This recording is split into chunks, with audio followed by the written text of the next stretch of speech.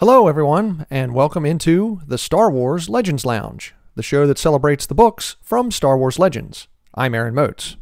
On today's episode, I'm returning to the prequel era. It's Shatterpoint by Matthew Stover, part of the Clone Wars publishing initiative released in 2003. Jedi Master Mace Windu heads to the planet Harun Kal to find his former Padawan, and what he finds is more terrible than he could ever imagine.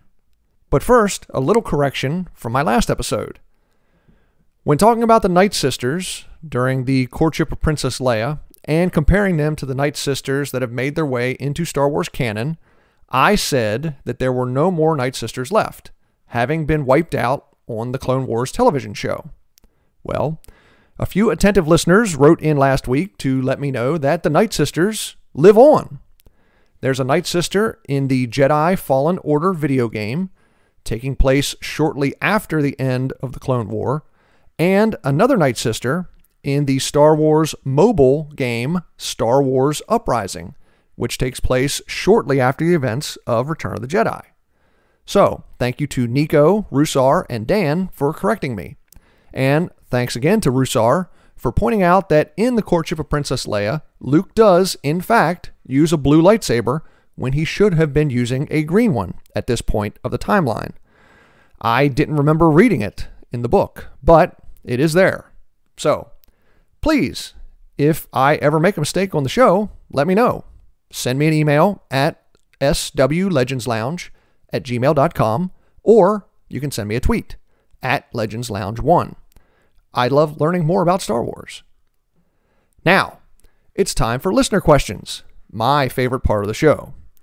I have two questions today. The first comes from Josh.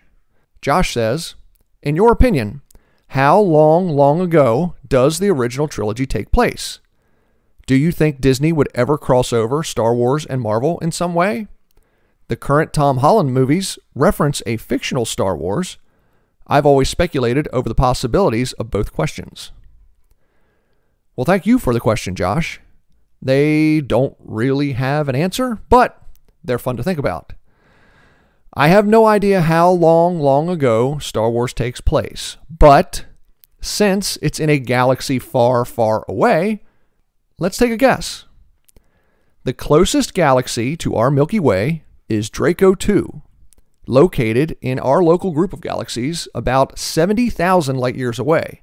But if you remember at the end of The Empire Strikes Back, Luke and Leia are standing on Home 1 looking out over the ecliptic of a spiral galaxy similar to the Milky Way. The closest spiral galaxy to us is the Andromeda Galaxy, about 2.5 million light years away. So, my best guess is that the events of the Star Wars saga took place about 2.5 million years ago. George Lucas just had access to one of those really powerful telescopes that us regular folks know nothing about. Now, Josh, to your second question. Do I think there will ever be a Star Wars Marvel crossover? No, but again, it's fun to think about. Imagine if Rey entered the world between worlds, stepped through one of the doors, and ended up in Wakanda. Or Doctor Strange, messing with the multiverse, pulls a squadron of TIE fighters to Earth. Pretty cool. I mean, I don't think it will ever happen, but never say never. In the 2004 comic Star Wars Tales number 19, there was a short story where Han and Chewie crashed the Millennium Falcon on Earth in the Pacific Northwest. Han is killed by Native Americans, and his remains are discovered by Indiana Jones a century later. Chewie is able to escape the attack and flees into the woods, and he eventually becomes the inspiration for the stories about Sasquatch. Pretty wild. Today's second message comes from loyal listener Rusar Verith. It's an audio message. Let's hear what Rusar has to say. Hello everyone. So I was watching Star Wars Rebels the other day and realized that most of the characters do not know that Darth Vader even exists. So I was wondering, how well known is Vader in the galaxy? Like, does Dexter Jetster knows about the existence of Vader in Legends or in canon? Also, How does Obi-Wan learn that Anakin survived Mustafar and became Darth Vader? In canon, I don't think he knows, at least before the Obi-Wan TV show, but do we know how he learned the truth in Legends? Thank you very much for the message, Rusar. I would say Darth Vader is more well-known throughout the galaxy in Legends than he is in canon. In Legends, the Emperor sends Vader out on missions all the time, mostly to showcase Imperial strength and to instill fear in the populace. And Obi-Wan actually learns that Vader survived Mustafar only a few months after the duel took place. In the epilogue of the book Dark Lord, The Rise of Darth Vader by James Luceno, Obi-Wan follows the Lars family as they take baby Luke with them to a marketplace in Anchorhead. He stops in a cantina to buy a drink and sees a HoloNews report about Darth Vader helping the Empire defeat the Wookiees at the Battle of Kashyyyk. It's a pretty harrowing moment in the book. Now, of course, we're all psyched for the Obi-Wan Kenobi show starting tomorrow to get the canon story of how Kenobi really learns how Anakin survived Mustafar. I know I can't wait. Thank you very much for the message, Rusar. If you want to be really cool, like Rusar and Josh, and would like to get a message read on the show, you can send me an email at swlegendslounge@gmail.com or send me a tweet at legendslounge1. Or you can record an audio message and email it to the show. Just please record it in MP3 or MP4 format. Now it's time for today's book, Shatterpoint by Matthew Stover, a Clone Wars novel. Grab yourself a drink and let's head in to the Star Wars Legends Lounge.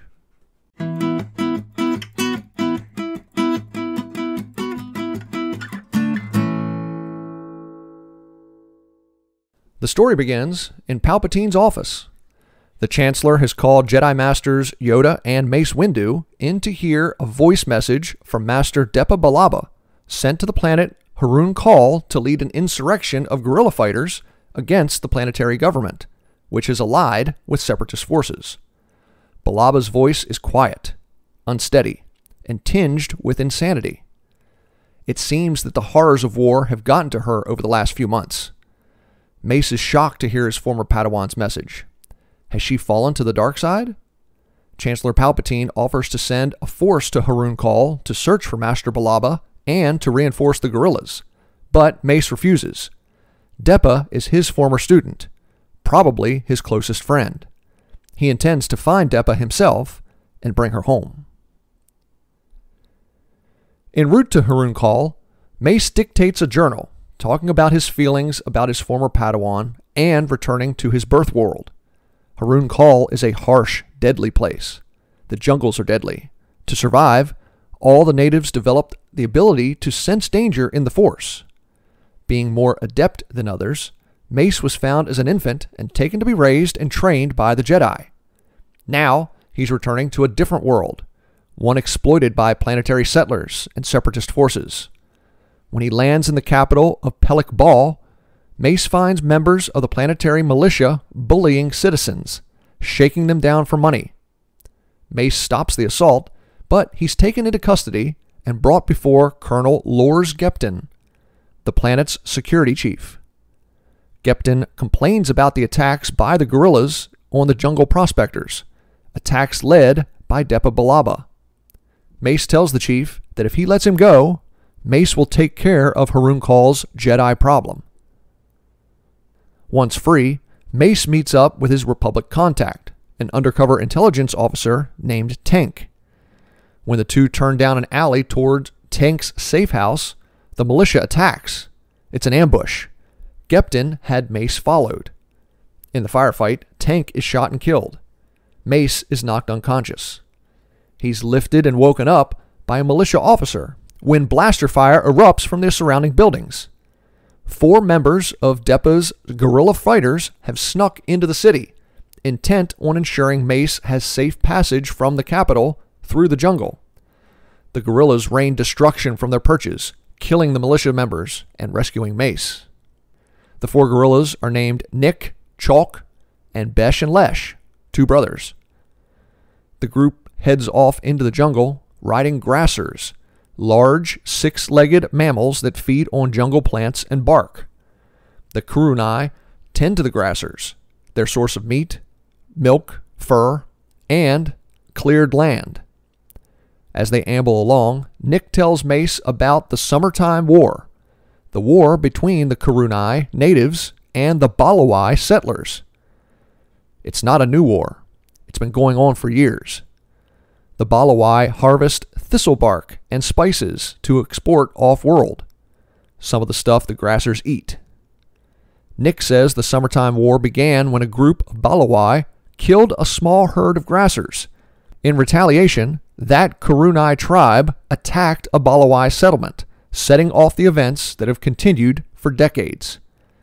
It's called the Summertime War because summer is the only season on Harun Call where the weather is good enough for Balawai to head into the jungle to harvest their spices and for the Kurunai to lead their herds down from the highlands to more fertile feeding grounds. At the start of the Clone War a few months ago, the Balawai settlers asked members of the Separatist Alliance for help fighting the Kurunai and agreed to join the Confederacy. The trek through the jungles is slow, and soon the group is harassed from the air by a Balawai gunship. They're able to keep eluding the ship, using the jungle canopy to hide. One night while they rest, Mace awakens to find Lesh standing over him, talking strangely. The Jedi Master grabs his lightsaber, but Lesh sounds more depressed and manic than aggressive. Eventually, Lesh turns to leave, and Mace gets a vision. Lesh will be dead by tomorrow. The gunship attacks again the next day, but this time the group is out in the open. Mace uses his lightsaber to block the ship's blasters, while Nick and Chalk fire back. The group manages to destroy the ship, but there are casualties. Chalk is wounded, and they find Besh holding Lesh, who's convulsing, but without any visible wounds. He's infected, Nick says, by the wasp larvae in the thistle bark that Lesh is always chewing. They migrate to the host's brain as they feed. There's nothing to do for Lesh but to put him out of his misery. The remaining members of the group scan each other to see if the infection has spread. Mace and Nick are clean, but Chalk and Besh register positive. They only have a day or two left to live. Nick says the only thing to do is to put them in a state of hibernation while he goes forward to find help. Nick says there's an abandoned Balawai settlement close by where Mace can guard the two while he continues on to the Kurunai camp. At the camp, the four arrive to find a horror show. Dozens of Kurunai bodies lay about, including women, children, and the elderly, many of them unrecognizable. It's a massacre, Mace says. It's just war, Nick replies. They clear the one small building and put Besh and Chalk into medically induced hibernation. Then, Nick heads off to the Kurunai camp. Alone, Mace decides to bury the bodies, to give them peace. As he finishes, he hears children screaming, terrified. Mace heads into the jungle and finds a Balawai crawler, upside down in a huge ditch, and slowly filling with water. Inside, he finds 4 children and a teenage boy. Mace helps the 5 out of the crawler, but the boy tries to attack him. Mace is Kurunai, he says. We know what will happen to us if we're taken prisoner by Kurunai. But Mace talks the boy down, telling him, I'm not Kurunai. I'm a Jedi. Mace leads the children up the slope to the camp, but as they approach the building, Mace feels something wrong. He turns, looking out into the jungle twilight. Quickly, Mace ushers the children inside the building as dark shapes emerge from the jungle. It's a small group of Balawai prospectors, and they're searching for the children. They're safe, Mace says, but you'll have to leave.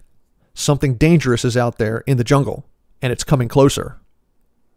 The group refuses, accusing Mace of trying to steal the kids. Mace pleads with the Balawai to leave, but it's too little, too late. As the two sides argue, a group of Kurunai guerrillas emerge from the jungle, led by Kar Vastor, the Lor Palek. With the Balawai trapped in the middle of the camp, the guerrillas attack from all sides, slicing and stabbing with their shield blades. The fighting is gruesome, and soon, Mace jumps into the fray to protect the settlers.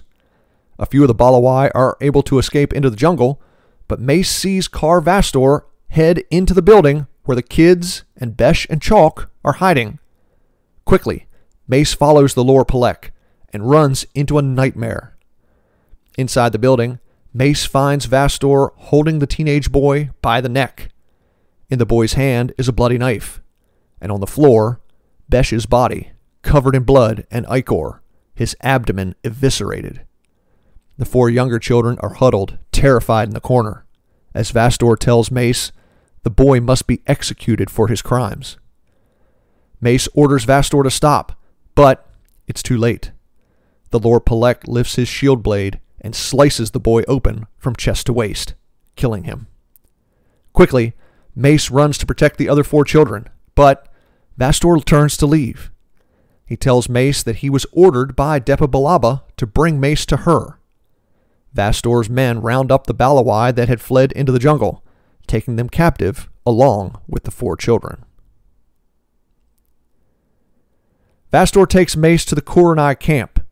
Finally, Mace has found Jedi Master Depa Billaba, but she's not the woman Mace remembers from 4 months ago. Depa is gaunt, almost emaciated. Her eyes are sunken. Her forehead is scarred where she's removed her jewel. She's weak, and there's an air of darkness surrounding her. Mace tells Depa he's relieving her of command of the guerrillas. He's placing her under arrest for war crimes and taking her back to Coruscant. Sadly, Depa just shakes her head. "You don't understand," she tells Mace. "This isn't about the Republic and the Separatists. On Harun Kal, the summertime war is the way of life. If she leaves, the Kuranai will be wiped out, or Kar Vastor will destroy Balawai settlements." Still, Mace takes Depa into custody, but the Lord Pelek will not allow him to leave. Mace challenges Vastor to a fight, but Mace is half the man's size and twice his age. The Jedi Master gets in some good shots, but eventually, the bigger, stronger, younger man wins, knocking Mace unconscious. When he awakes, Mace tells Nick that he has a plan to arrest Depa and to end the summertime war. Mace is able to get a message to the Republic assault ship in orbit calling for an extraction, but the ship is under attack from droid starfighters. Gepton's separatist allies are here. Mace orders the ship to deploy landers and flee to hyperspace. The droid fighters follow the landers down to the surface, destroying several before they can deploy their clone soldiers. Mace tells Depa and Vastor he has a plan to defeat the fighters, but they have to take the capital. Mace and Vastor use a stampede of grassers to crush a regiment of the Balawai militia, clearing a path to Pelek Ball. The Republic landers set down in the city, and the clone soldiers take the spaceport. Mace orders the clones to hold the facility while he takes Nick and a small clone force to arrest Colonel Gepton. However, when Mace arrives, he offers Gepton a deal: shut down the droid starfighters and surrender the planet to the Republic, and Mace will take Depa Billaba and Kar Vastor into custody. Reluctantly, Gepton agrees. As they head back to the spaceport, Mace calms the clone forces about what has happened, but there's no answer. "They're dead," Mace says. "Depa and Vastor have killed them." Mace and Nick lead Gepton and their small group of clones into the spaceport. They attack the Kuranai while Gepton shuts down the droid starfighters. The fighting is fierce, but short. In the end, the clones are killed. Mace is injured, but defeats Depa Billaba, seriously wounding her. And Kar Vastor is stopped from killing Mace by a wounded Nick Rostu. The story ends a few weeks later, after Mace has taken Nick, Vastor, and Depa Billaba back to Coruscant. Nick is commissioned into the Grand Army of the Republic. Vastor is waiting to stand trial for war crimes, while Depa has been submerged in a Bacta tank at the Jedi Temple. In the weeks since her return, her physical wounds have healed, but she remains unresponsive. The temple healers tell Mace her mind is trapped in darkness. Mace thinks to himself that she's trapped because she was fighting the wrong war, and so are all of the Jedi. If the Jedi continue to fight for the Republic, Mace thinks, they'll lose themselves, because the Separatists aren't the real enemies of the Jedi. The real enemy is the darkness. Time for a break. When we come back, I'll talk more about Shatterpoint by Matthew Stover, the book's influences, and what works and doesn't work for me. I'm Aaron Motes. Stay tuned. You're listening to the Star Wars Legends Lounge.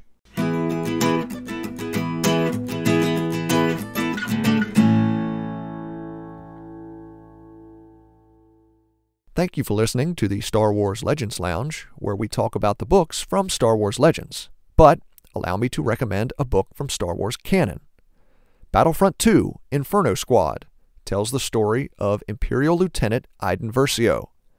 Tasked with finding and destroying what remains of Saul Guerrera's terrorist organization, Inferno Squad must infiltrate the partisans before they're discovered and eliminated.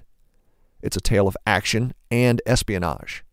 That's Battlefront 2, Inferno Squad by Christy Golden.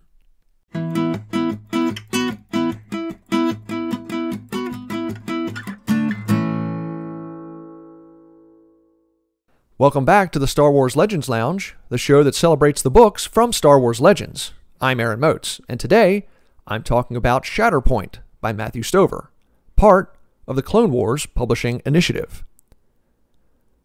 As I've said before, one of the things I really like about Legends is there are a lot of different genres of storytelling throughout the timeline. You have your normal Star Wars adventure serial, like the old Flash Gordon serials of the 30s and 40s that inspired George Lucas. You have detective-type stories. You have character studies. You have horror stories. And in Shatterpoint, you have a gritty war story. You have a gritty war story where nobody is the good guy. Everyone is the bad guy. Throughout the story, Mace keeps a journal where he keeps thinking about what Depa Billaba is doing, how this isn't the way of the Jedi. And as the story goes on, he broadens that to think about the Clone Wars as a whole. Should the Jedi be fighting the Clone War? Of course, we know the answer is absolutely not. In Attack of the Clones and Revenge of the Sith, Mace keeps talking about how the Force is clouded, that the Jedi aren't able to see things correctly because a darkness is rising. The Mace Windu of this story seems more introspective to me than the Mace Windu of the movies.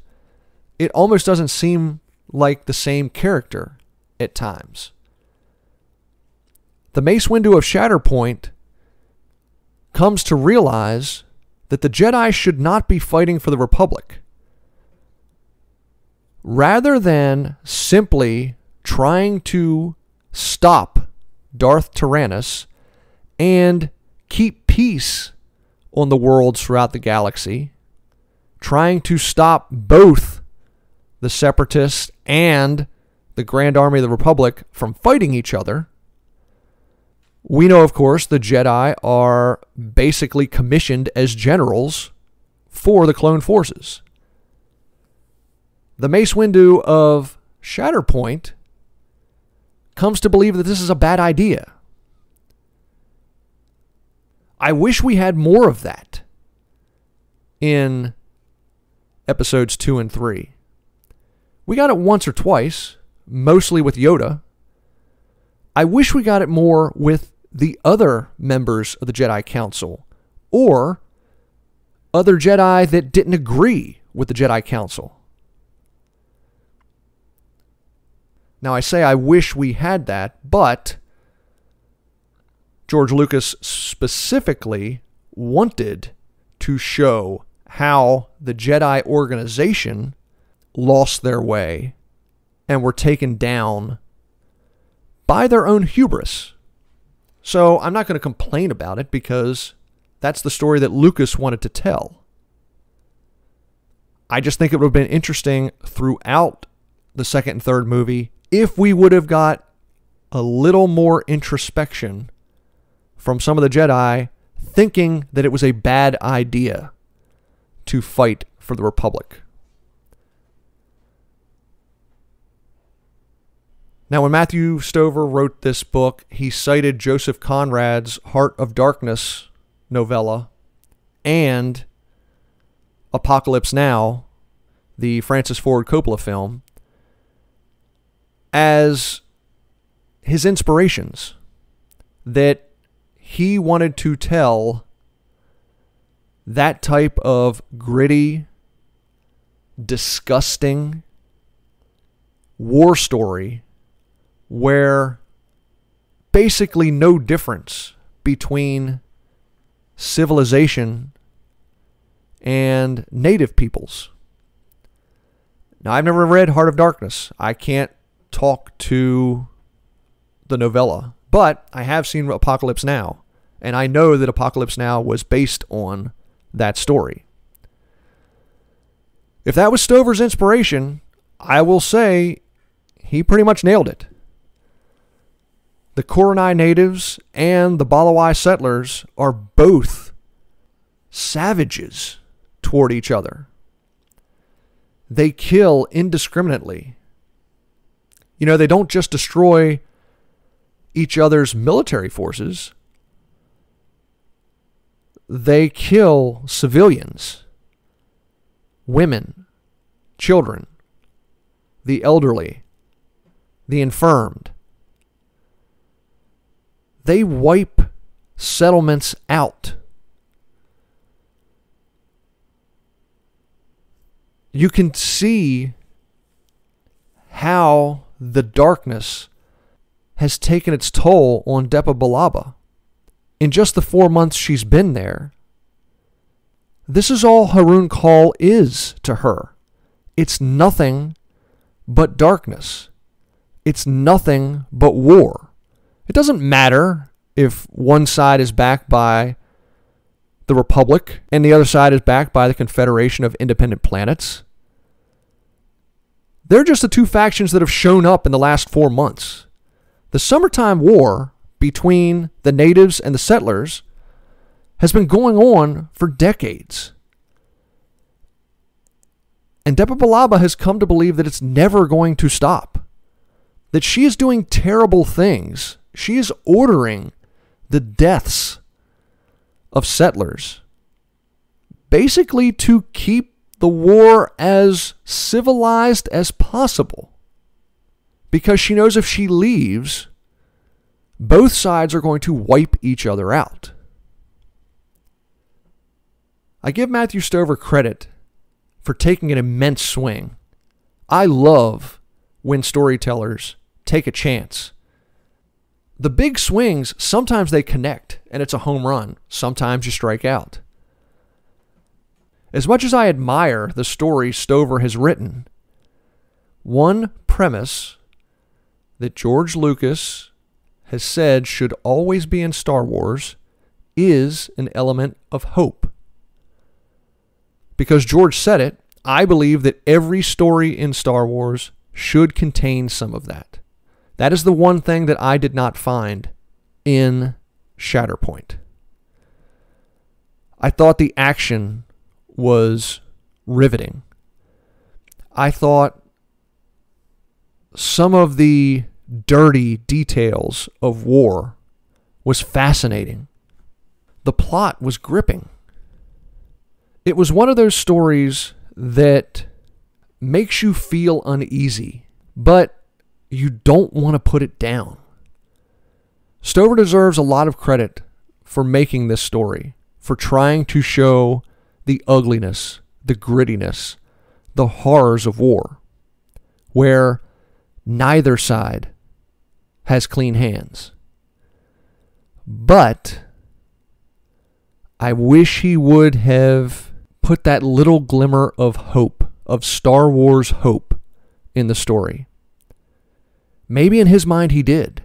I just didn't see it. And for that, I just got to knock this book down slightly in my own estimations as to what level I would put it on in canon. It is not, in my opinion, must read. It's just below the legend stories that everyone has to read in order to get a feel for what Legends is. However, if this is the type of story that you like, by all means, it is thrilling. It is engrossing. I thought it started a little slowly.